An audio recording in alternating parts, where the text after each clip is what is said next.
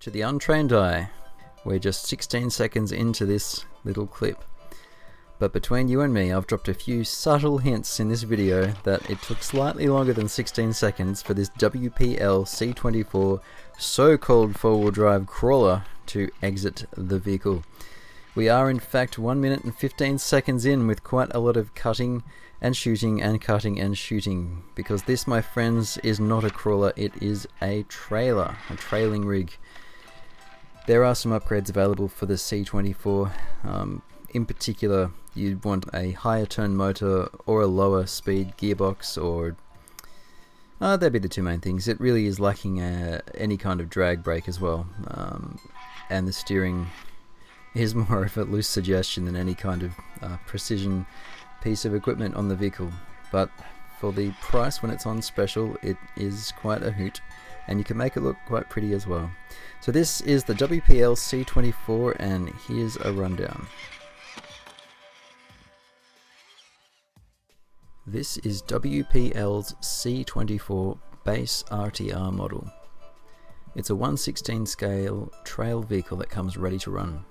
There's a kit version available, as well as a metal upgrade kit, the parts from which you can also buy separately.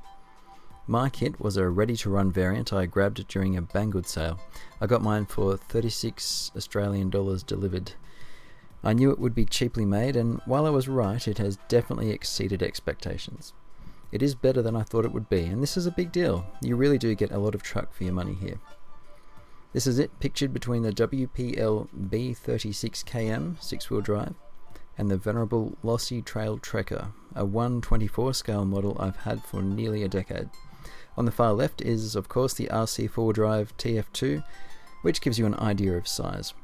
From left to right, there's a 110 scale, two 1/16 scale rigs, and then the 1/24 scale on the right.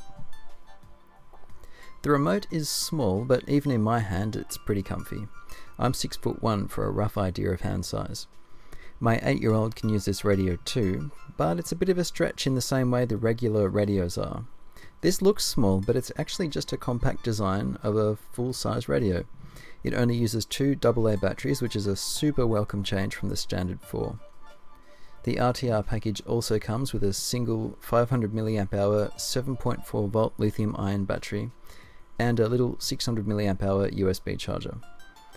Because it uses a standard 2-cell balance plug, you can also charge it with your hobby charger. Connect it to the 2S balance plug.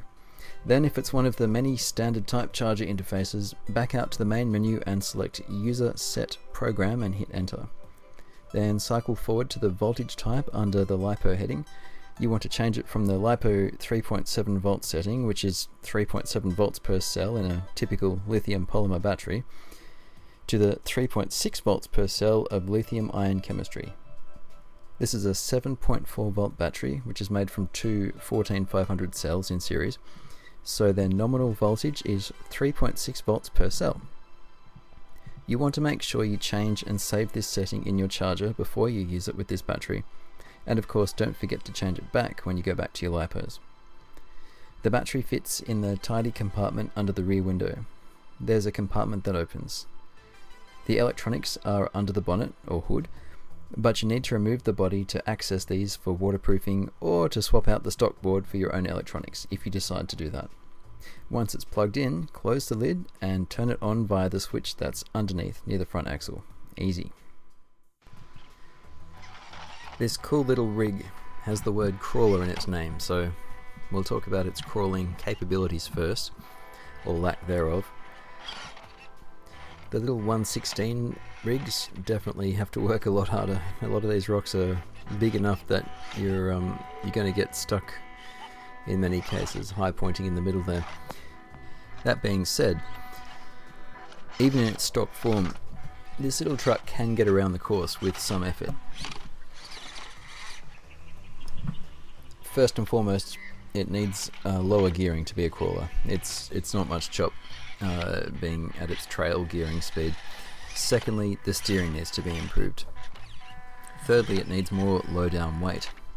And fourth, I've definitely made it perform a little bit worse by putting my own rear leaf suspension in, replacing the stock four corner spring and shocks. but I wanted it to be more scale, so it was a worthwhile trade-off for me. I haven't bought this to be a crawler, I bought it to just be fun. But it does get stuck quite a lot. I guess the fifth point here would be softer tyres and foams. I did try fiddling with the... in fact, I made foams for these. They're really, really thin. I don't think it had foams from memory. But the rubber is too hard. It straight up needs softer rubber. Underneath, you can see the amount of travel that's in the rear and in the front. I haven't done a great job showing it here in this shot, but it's a little bit stiffer in the rear than the front, which is what you want for good crawling. But the fact remains, this is not a crawler, it's a trailing truck. Put it onto a trail, or even just onto something that isn't going to high point the truck in the middle, and the story is very different. Now the gearing is, I mean, it's still too high, but it's low enough that the truck can crawl up pretty steep stuff, and I'm pleasantly surprised at how well the tyres stick. This little hill was, I suppose, a first test. You can see maybe from the paint job that I've barely driven this thing before I did the filming for this review. I painted it a couple of weeks ago, but I've been looking forward to sharing my initial impressions with you all. It does climb and it does descend quite well. It's balanced reasonably well. It doesn't really go head over heels. It doesn't want to cartwheel. Its side hills quite okay.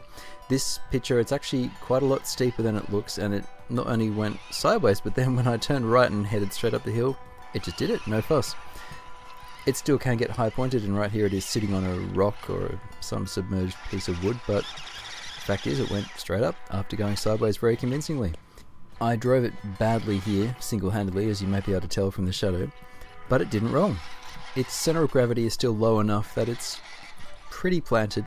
It really would benefit from easier suspension moving to it. It doesn't bind exactly, but it's not as fluid as the larger scale vehicles tend to be. I might have a fiddle with that too and get back to you if I work something out that's better. But look, as a general drive around trailing truck that you can just take out at a moment's notice, it's more than adequate. It looks fantastic. It stays on the trails quite well. It side hills surprisingly capably, and it does climb up steep things that I wouldn't have expected. What you're watching here is just about to come to a very steep little hill, if it's not too busy getting high pointed on yet another rock. Right here it's side hilling on a fairly nasty angle, and then the hill gets even more gnarly. It goes up and to the side, and it sticks. I was making a surprised Pikachu face as I drove this. What I'm going to do tomorrow is take this thing outside again and actually have a decent play, just with me, without you guys tagging along, so I can pay attention to what I'm doing. I want to get a better feel for this thing, especially as far as how it crawls, because clearly as a trail truck, it's very adequate. But for rock crawling, yeah, it's struggle town. It is very difficult to control. The lack of drag brake is a big deal, so I'm going to replace its electronics, I think. I've got a Hobbywing 1625 ESC I'm going to use. That's a little 25 amp brushed ESC. I've got a stronger waterproof metal geared servo that's going to go in for steering. I might play with the arms as well and see if we can get a more consistent push left and right. And I'd also like to work on those front knuckles. They really do allow quite a lot of slop, and the vehicle would really benefit from less slop in the steering. But look, as far as just generally driving it around for fun, it's pretty, the lights are cool, it needs some tail lights, but yeah, it's a great little truck. For the price, gosh, you can't really go wrong. Easy to recommend. So there you have it, the WPL C24 ready to run scale truck. I'm not going to call it a crawler. If you enjoyed this mini review and you'd like to see more content like it, please be sure to hit that like button. And of course, make sure you don't miss out on my future videos. Hit that subscribe button. It helps the channel out, but it also hopefully helps you out. Thank you for watching today. It's been a pleasure to share this little rig with you, and as always, I'll catch you on the trails. Cheers.